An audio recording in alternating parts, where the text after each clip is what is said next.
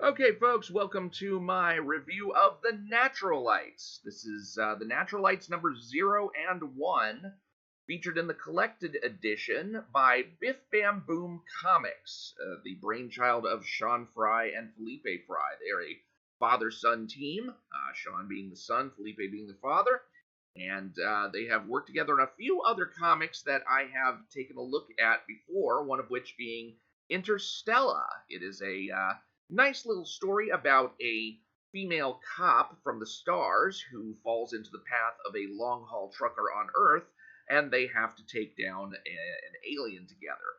And then there is Cody Valiant, the legendary outlaw hero, a human who somehow made it into the outer reaches of the galaxy, where he is the alien to everyone else, and his unique human attitudes and skills make him quite a commodity out there and quite the bounty hunter. So, we have these titles that I have reviewed. You can go back through my back catalog to look for these. But right now, we're looking at one of their team books. This is the Naturalites, and I have no prior experience with these characters. Looking at the cover of the collected edition, I'm both it stands out and it's a little underwhelming at the same time. On one hand, to have the blue against the sharp white background is quite a sight. It definitely catches the eye. But then you kind of wonder, well, couldn't they have thrown at least a little bit of maybe two tones, duotones into here to liven up the character on the cover?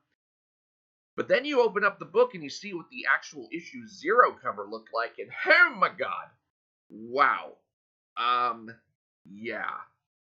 You know, when I was playing City of Heroes back in the day, I had a green character who joined a blue themed supergroup. And let me tell you, mixing green and blue in a way that doesn't look horrible is an art.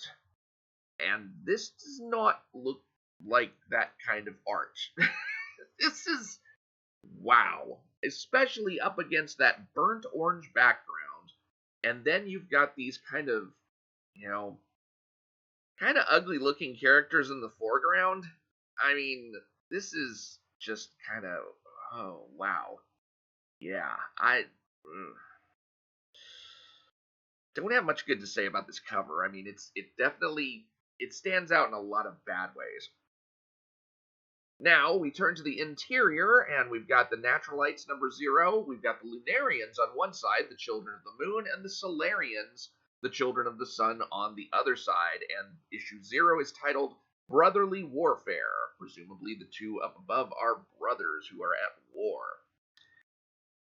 Now, getting into this first page of descriptions, I have to notice that all of a sudden the orientation has been flipped here. For what reason, I know not, especially when it becomes clear that the guy on the right with the Lunarians, he's kind of the good guys portion of this.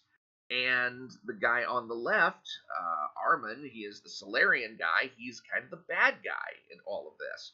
So not only do you kind of break the 180-degree rule in flipping things around needlessly, but you also put the hero on the right and the villain on the left, which is just completely ass backwards. Now let's get into the actual description boxes and all of the errors we can find there.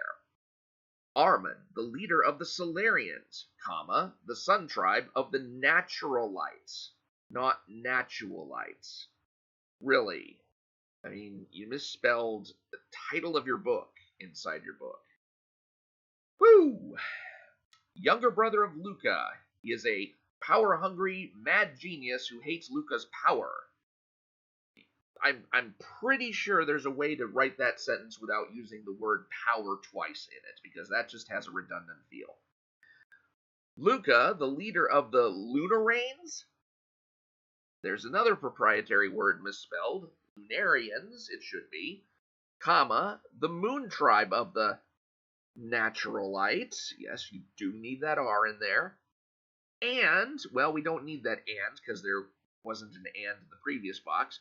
Older brother of Armin. Luca is a wise ruler that has made a lot of mistakes in his lifetime, but loves his brother and his people. Now we have a couple of supporting cast members. Angela Fett, most powerful sorcerer, period. Get rid of that is. Loyal to his friend Luca. Get rid of the word who.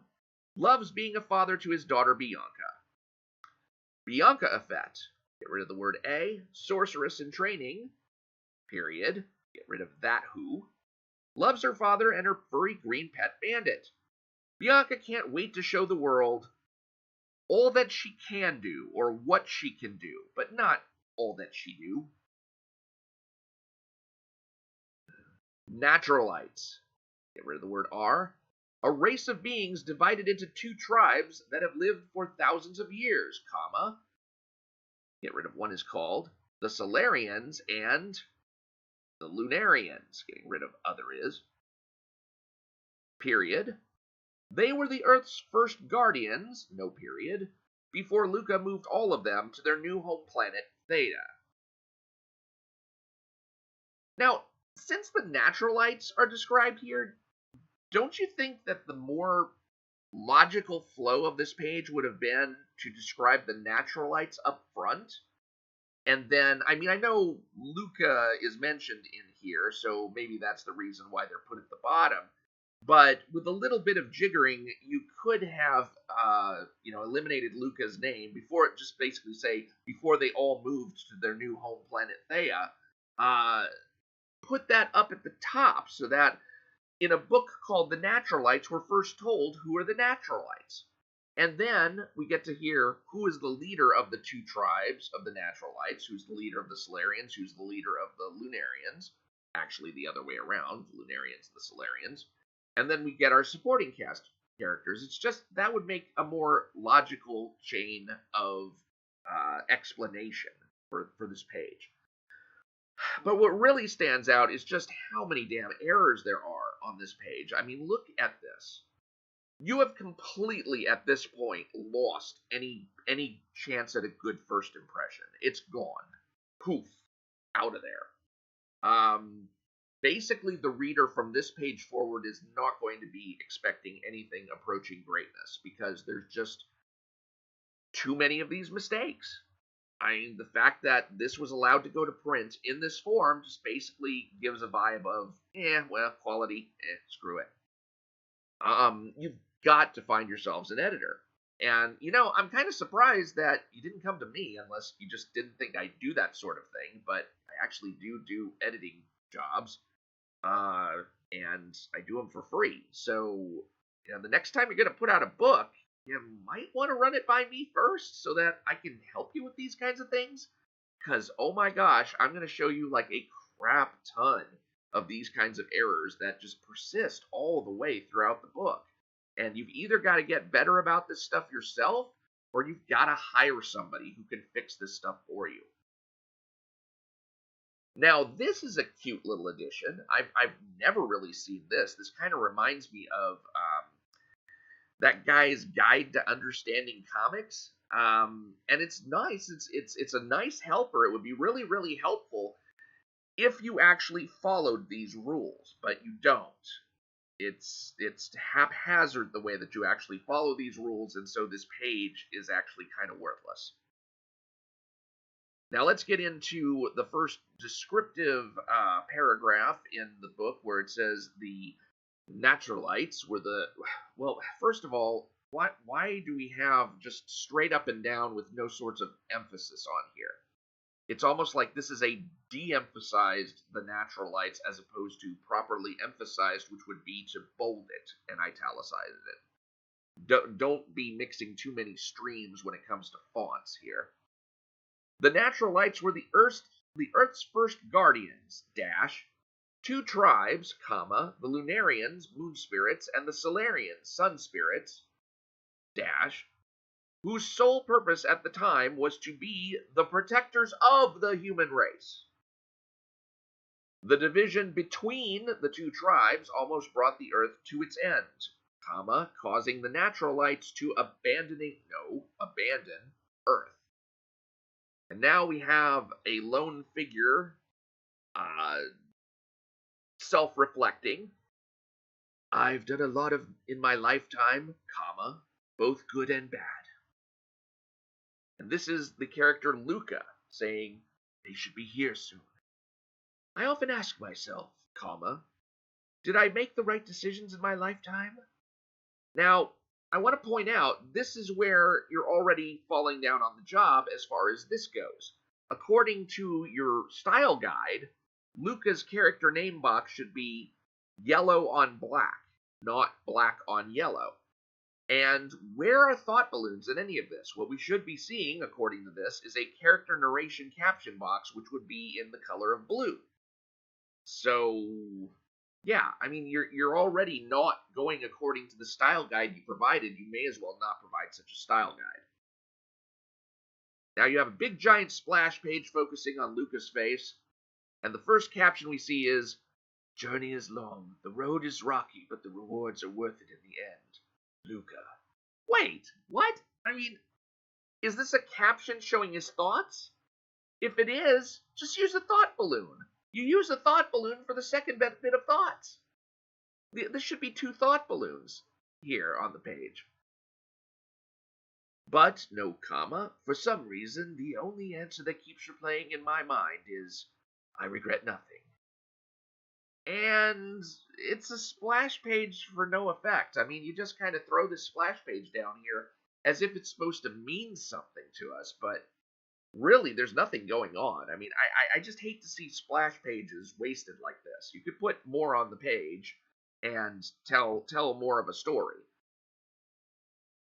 Now we have a flashback as indicated by the actual word flashback, as opposed to centuries earlier or millennia earlier, which would actually give us a time frame for understanding what's going on here. Luca, heir to the throne, was a young man, no comma, driven by power.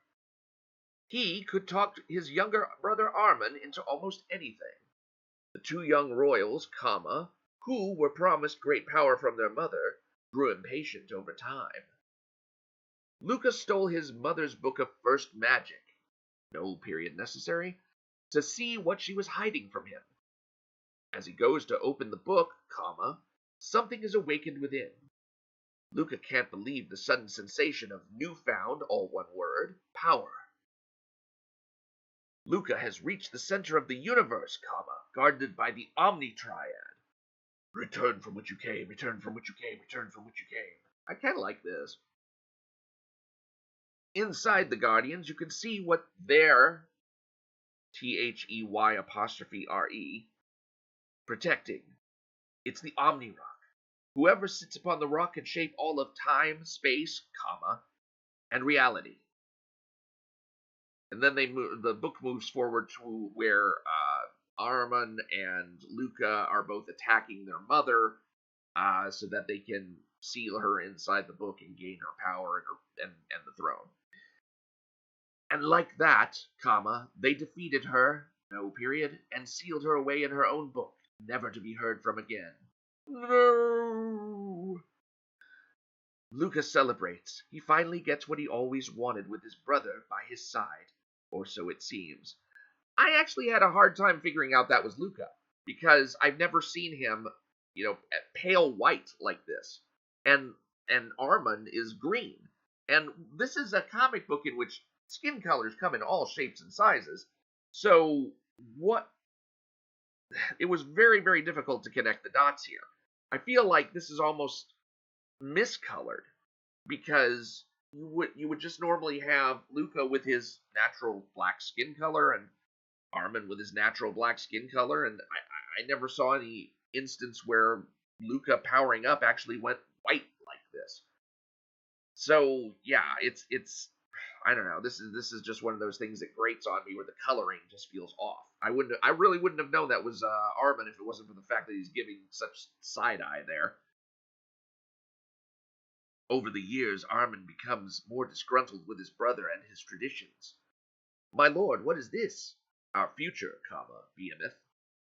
We did it. We finally have planetary peace. Enjoy this moment, brother. May it last forever." Armin felt it was time to take people into the future. And take the throne. You have to throw the word take in there, because otherwise it sounds like he wants to take people into the future and he wants to take the throne into the future. The union between the two brothers dissolved and caused a rift between the Sun and Moon tribes. Now, here's something that I haven't understood from the beginning. What is the rift between the brothers? There's no real explanation of why there should be any rift. You know, Luca talked Armin, who is power mad, according to his description, into, taking down their mother. It's what they both wanted to do. Now they've got planetary peace, and Armin's even saying, may it last forever. But now they're having some sort of fight, and he says Armin felt like it was time to take people into the future, but what exactly does that mean? This is a very, very shallow description, if it's a description at all, of their philosophical differences, such that we never really feel like we understand where Luca's coming from or where Armin's coming from. Who are these characters, and why are they opposed to each other now that they've taken down their mother? Moreover, why is it that there's a Sun and a Moon tribe already? It says, and caused the union between the two brothers dissolved and caused a rift between the Sun and Moon tribes. Now, this sentence implies, and I don't know whether it means to imply that the Sun and Moon tribes existed prior to the dissolution of their union. But why would there have been two tribes under the All-Mother? Why would one of her sons have a tribe of his own and another son have a tribe of his own, and then these tribes pull apart with the dissolution of the brothers' union, as opposed to there being one united tribe under the two brothers that then divides into Sun and Moon? It's really not clear whether that's what's really going on here. So, just letting you know, I mean, the buildup of this, world building here really needs some clarity. And now we're in the present time. Luca, what troubles you, old friend? Sorry, Angela, I was caught in a moment. Was there something you wanted to ask me? I need you to look after this for me. Keep this safe from me. It's very dangerous in the wrong hands. I will. Never open it. I put a powerful enchantment on it as well. Only a powerful sorcerer can open it. And you're the only other powerful sorcerer I can trust. I won't let you down. I almost feel like joking here. And while you're here, Angela, can you explain what the hell this green background is? Because what is that? That it just pops in out of nowhere, and so does this character. I mean, I almost get the impression that this is supposed to be a character who generates a portal. But the only reason I get this impression is because I've read the book, at this point. But as a reader looking at this stuff for the first time, I don't know what this character does, or who she is, or who she came with. Did she bring Angela here? Or was she here with Luca the whole time? I don't even know this character's name. So there's a whole bunch of stuff that's going on here, especially that green background, that I don't understand. Who's the little one, Angela? I almost forgot. I want you to meet my lovely daughter Bianca. Hello, Mr. Luca, nice to meet you. Nice to meet you, too. Hello, Bianca. I'm Araru. Would you like to be my friend? Sure, I would like that. Here's to new beginnings. Present day. Present day? I thought we were at present day. I thought he was waiting for that particular person, or what? Oh my god. This is about as confusing as the beginning of ISOM number 1, where you had like 2 weeks ago, and then you had the next time marker as earlier that day. Or earlier today. Oh my god.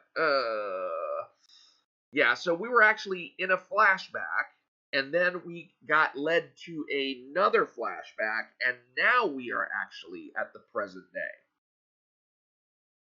Okay. And now, all of a sudden, we get this creature coming in right out of the blue. All Father, I found you. You are needed elsewhere. Void, oh, you startled me. Take me there at once. Luca is now on his way to Earth. How low energy Jeb can you get? Oh my god. Can you not, throw some exclamation points in here? I mean, this character, who is of daunting size and very imposing persona, all of a sudden just blips right into sight, and the Allfather looks startled, but everybody's just talking in these just lame, dead sentences. I mean, just throw some exclamation points on here. Allfather, I found you. You are needed on Earth. That way you can get rid of that whole, other caption just saying, Luca is now on his way to Earth. You are needed on Earth. Void. Oh, you startled me. Take me there at once. I mean, exclamation points for the win. So that's really the end of the main story of Naturalites number 0. We also get a side story with a now grown-up Bianca, who for some reason finds a monster in her and her father's home. She casts a banishment spell, the monster goes away, and then she's left wondering, well, where did that monster come from, and what did it want? Because we don't find out in this story. And apparently there is this spectrum door activated, and did the monster come through that, or is that, was the monster leaving through that? What did somebody else come in and is now leaving through that? It doesn't really say. The spectrum door is activated and the light is getting brighter. What's going on here? Yeah, especially since I see like all these giant bugs or something and clouds up in the sky. I mean, she managed to get into Fluorospark during the Ira number 1 or something. But you've got all these bugs in there, and I'm like, did she go through the door?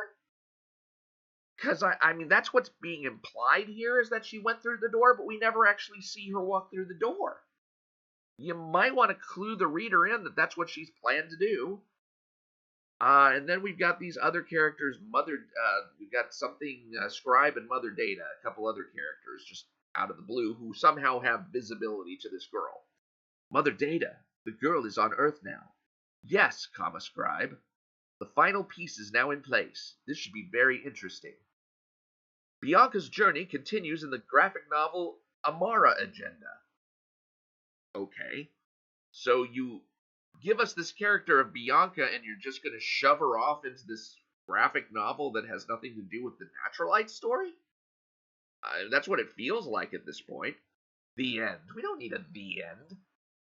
Just tell us where she's going next, and then, we'll move on to the next thing. And the only thing that's left in the Naturalites number 0 at this point is a couple of pages of bonus content where we see how the denizens of the Lunarians and the denizens of the Solarians react to their respective leaders. So here we see this scene where, they're loving on their dad figure. Lux, be easy on Allfather, haha. That's enough, my boy, haha. He's going to crush our father, sigh. Indeed, sister. Lux, let go. Oh, and by the way, the fact that, he's called the Allfather, when she says he's going to crush our father, we don't know that these are his actual daughters here. Because why would we know that? There's nothing been distinguishing them as his actual biological kin, as opposed to everybody else who already calls him father in one way, shape, or form.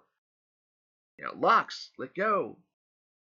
Luca is a kind and caring ruler that loves both his daughters, and he treats the other Naturalites. Now you left out the L, as if they were his own.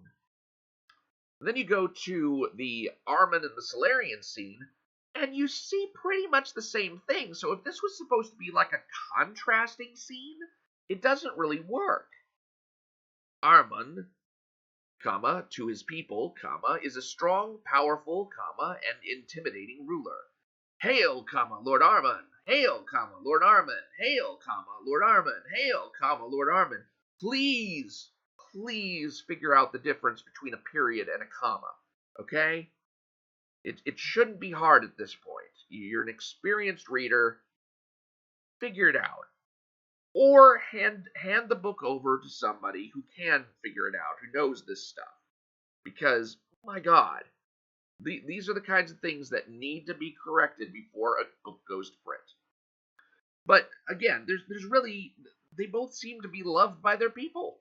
I mean, if this was supposed to be something where, Armin rules with a iron fist, then you would see them all like kneeling and bowing down and scraping before him, as opposed to being welcomed this pretty much the same way it seems as Luca is by his clan. So that was the Naturalites number 0, and now we get into the Naturalites number 1. This is a much better cover, featuring the characters of Luca and Armin, and this is the Wildebeest character who will be introduced in here. Naturalites 1 is called The Gathering, and if that gives you the impression that, all we're going to get is a bunch of organization before a conflict that's going to begin in another book entirely, you are not wrong.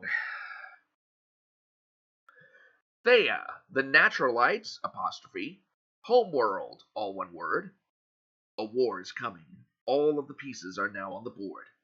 A powerful force was released on Earth which could be felt on its sister planet Thea, which resides in the same place as Earth in its, no apostrophe, own pocket dimension. Now, here we have a couple of characters.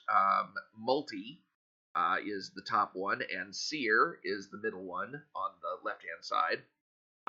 Talking and trying to find out, why this gathering is taking place. And I really didn't want to go into like any of the nitpicky details on this particular page. I just wanted to point out a couple of things. One being, when you have a character breaking into another set of characters' conversation, you don't have to put moments later in between.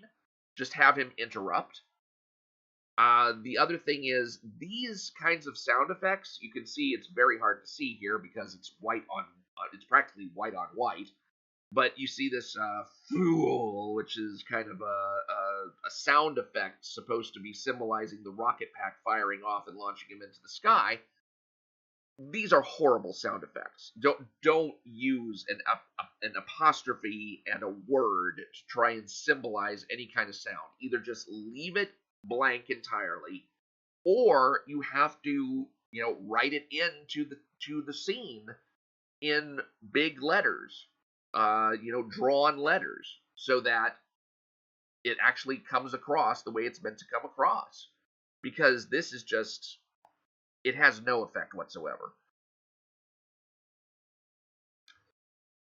Now, the other thing I wanted to notice is, you remember I was telling you about this style guide? Well, here's examples of where you didn't follow the style guide. Here's an example of the character Seer speaking in both purple text and white text. There's no reason for the transition. And then you've got another example where Luca here is speaking in blue text at one point, and then he's got a white dialogue balloon at the other point. And there's no distinguishing between the two kinds of presentations of the characters. So you're just kind of all over the map. I mean, don't be all over the map. You're going to have to be consistent with these things. Either Luca always speaks in blue, or he speaks in white, and you just have to make sure that you know who's speaking in any given moment. Because there are times when, you see, like in this particular thing, Luca's not even shown. The way we know that he's speaking is because of the blue.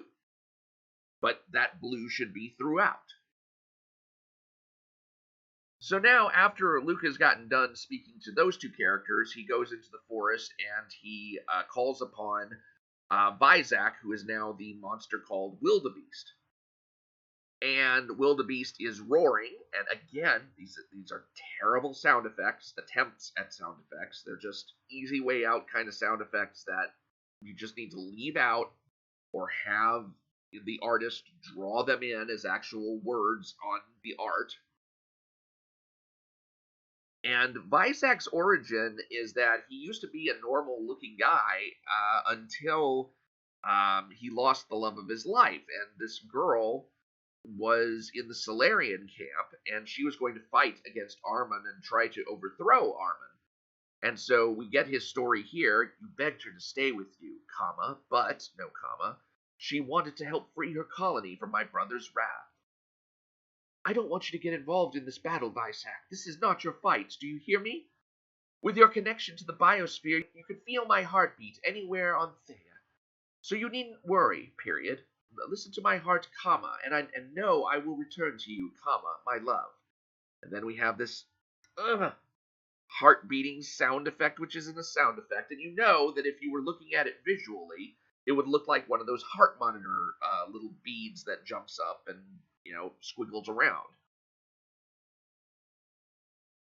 Then, when the girl and her compatriots are all defeated by Armin in one massive solar blast, the impact could be felt all over Thea.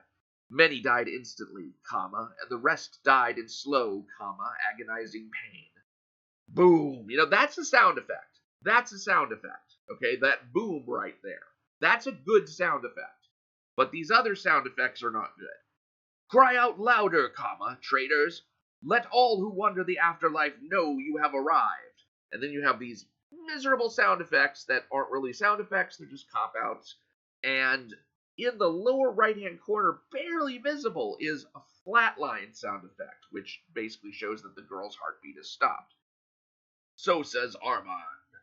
And now you look at that. He's in the same panel. He's talking in white dialogue and orange dialogue. Oh my gosh. So now Bisect goes crazy. He morphs into this wildebeest form. He's roaring again in a very lame sound effect that is actually sharing space with a good sound effect. And Armin, who is attacked by him, says, "Ah!" Except that's low energy Jeb. Ah. I mean, put some big letters on that. And when you couldn't hear her heartbeat anymore, you appeared out of nowhere, unleashing all of your might onto him, onto being one word. During the battle, Armand shifts wildebeest mass to make him light as a feather. More lame roaring. You have been very impressive, beast, but like all feral creatures, I will make you submit to me. And with his next breath, he crushes him with more than 10,000 pounds of pressure force. Pressure force? I mean, honestly, I have to let this one go because for all I know, one of Armin's powers is called pressure force. I don't know. But in normal parlance, this would either be pressure or force. And now I return you to rubble beneath my feet. My brother thought he destroyed you that day. He didn't know you could regenerate. And now, after that origin recap, we have Multi coming back, and he lands, and this is just a wasted splash page because there's no reason for this to be a splash. There's no action going on in this page that makes it worthy of being a splash page. He's just landing. He's landing and he's not saying anything particularly important, and neither are either of the other characters.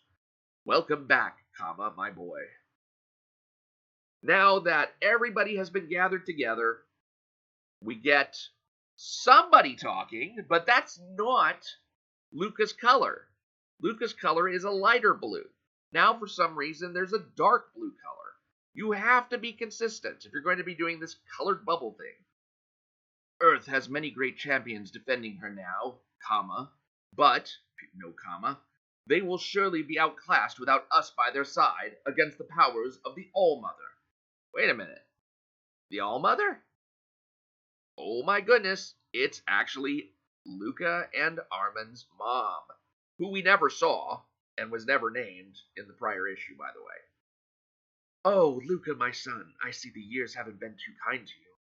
But, no comma, now that I am free, I will personally make sure that you pay for sealing me away and stealing my kingdom. Queen Amara, the All-Mother. Amara. I feel like I've heard that name before. Oh, wait, yes. That is the Amara in the Amara Agenda graphic novel that ties into this somehow.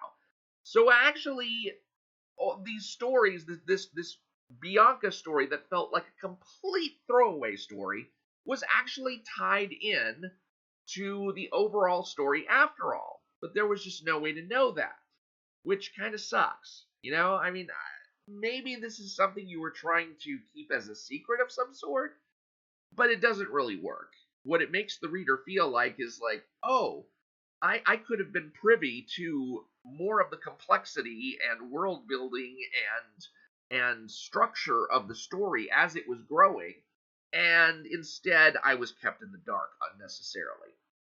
So, boo on this one.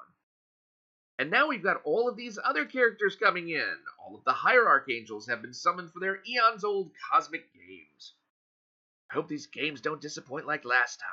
And then we have Scribe and Mother Data from the Naturalites Zero Bianca ending. My brothers and sisters, choose your champions wisely. Brother Scribe and I are both aware that a worthy challenger amongst this group has the potential to rival even us, and we know that the thought of this will excite the rest of you wagering. And now that all the pieces are on the board, the Odyssey for both Earth and Thea can, we don't need the word now, again, begin. And instead of the end, why don't you tie this into the Amara agenda, since that's where this all seems to be going. There's going to be this book called the Amara agenda where everything that we've been preparing for so far actually happens. So yeah, it's kind of like we had 2 issues of preparation, but we got no punch. So, let's get into the notes. What can we say about what we've read so far? First of all, we gotta make mention of the numerous and significant errors in spelling, grammar, and punctuation. I mean, the things misspelled were just tragic. I mean, to misspell Naturalites when your book is called the Naturalites, when one of the tribes is called the Lunarians and you misspell that, and then there were just so many of these errors, all shot through. You have to get somebody capable of proofreading your books, whether it's me or whether it's somebody else. Like I said, I work for free. You run this past somebody, because you can't go to print like this. Number 2, artwork tends to focus on a single character in each panel, robbing it of dynamism. And this is a problem that I see like in this 3-page triptych here, where in most of the scenes you have like a close-up or a mid-shot of one character, and then the other character is just kept in shadow or not even seen at all. And then maybe you have, like, in the top panel of the middle, you've got a couple of characters, but then the third character is off page. It's almost like the artist here has a mental block that prevents him from having the characters on the page interact with one another. Because all we ever see is like one character, and then, the bodies of the other characters are elsewhere. And they don't, or they're not facing each other. We can't see their faces at the same time. There's so many different ways that the artist is using to prevent actually drawing a group of characters at one time. And you see that especially in battle scenes, like this one where you have Armin and Luca attacking their mother. Where's their mother? We don't even see their mother here. And then in this scene where Armin is like taking out an entire invading army of these Solarians who are in rebellion, and we don't see any of them. They're all gone, or they're all screaming around him, but all we see is him. I mean, this could have been a massive double-page spread of Armin over a field of people who are just all burning alive. I mean, that could have been a tremendous scene. And instead, we just get this scene focusing on Armin in a close-up. And then we have this wildebeest scene where he's attacking Armin. Where the hell is Armin? There's gotta be more than one. There's gotta be more than one character doing something in a panel. It's like that is the big challenge for the artist here, is to draw scenes in which multiple characters are doing their own thing, or they're reacting to one another in some way, shape, or form. It's just amazing how the artist is going to such incredible lengths to avoid drawing complex scenes, and it is noticeable. Number 3, it's unnecessarily difficult for the reader to see how the stories are linked. I mean, the Bianca story felt like a complete throwaway until the end of issue number 1. And then, issue number 1 has the wildebeest origin story, but even though that's a good story altogether, within the story, it's not really linked to the rest, except to just show that wildebeest went up against Armin before, and we got to see we got a taste of Armin's power. But since Armin's not actually the threat here, it kind of it makes it feel like why are we even being told this story? You provide a rule sheet for the reader, then you don't adhere to it. I'm referring to this, of course.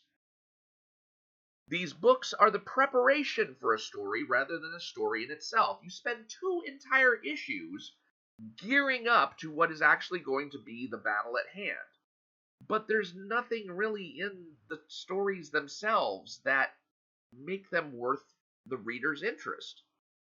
You need to have even your preparatory books be stories in themselves so that if the reader never goes on to the next book, then the reader at least felt like he or she got something with this particular book. But as it is, it feels like there was a lot of prep work, and now if you don't get the next thing in the series, which is that Amara agenda, what was the point of even getting these two issues? And you don't want the reader feeling like that. You don't want the reader having bought a couple of your books or this collected edition and saying, well, without that other book, what was the point?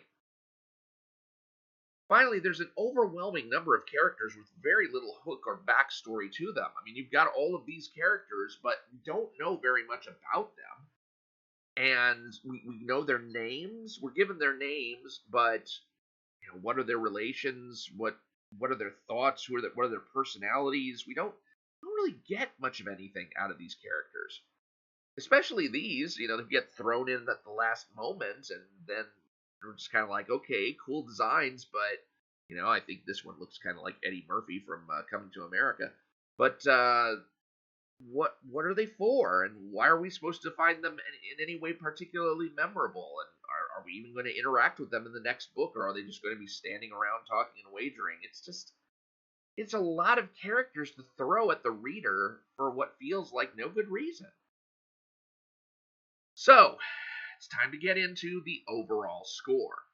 Now, down at the, I've scored a number of books so far, and down at the bottom of the list is ISOM number 2, which was an actual shit show.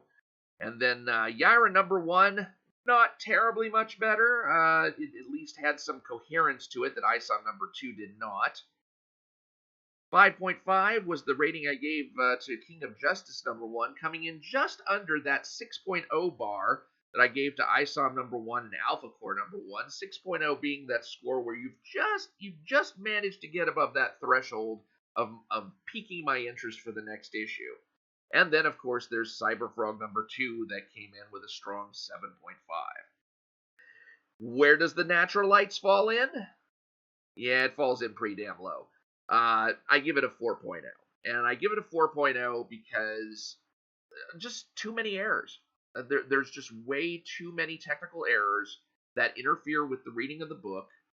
It is a threadbare story that only leads up to what is promising to be a grand battle ahead, but leaves the reader feeling unsatisfied. It's almost like, did I really need to buy this book in order to understand what's coming next?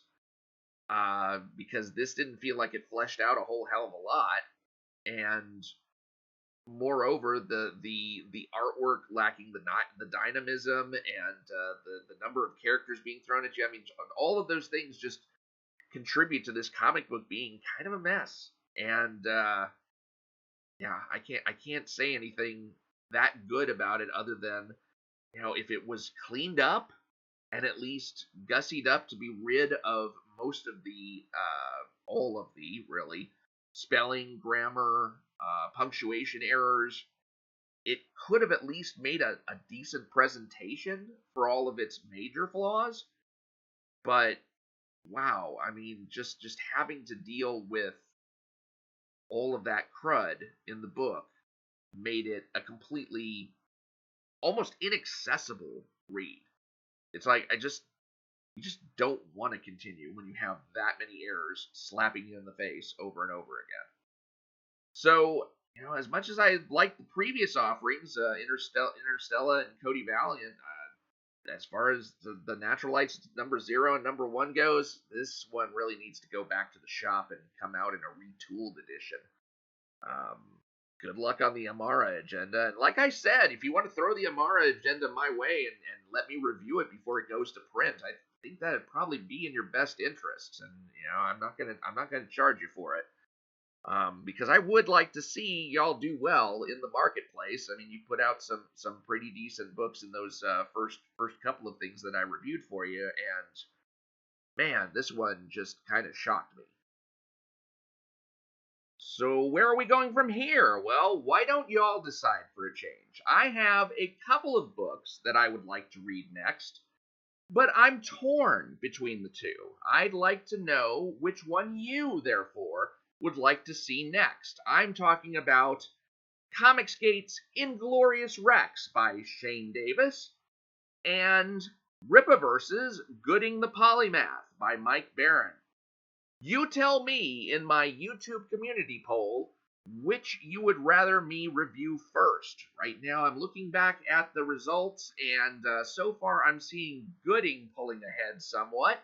So if you would prefer to see Inglorious Rex, Volume 1, reviewed by me before Gooding the Polymath, let me know in the community poll, or if you agree with how things are going so far, make sure to go and reinforce that vote and vote for Gooding the Polymath. So one of these two will be my next review, and it is up to you. In the next couple of days, we'll be tallying up the score and finding out which one of these two comics is going to be the next one on the docket. So thank you all for watching. Please do go vote in the YouTube community poll. Go ahead and subscribe if you haven't already so you can be notified of the poll results and of anything else that I might post in the meantime. And I will talk to y'all later.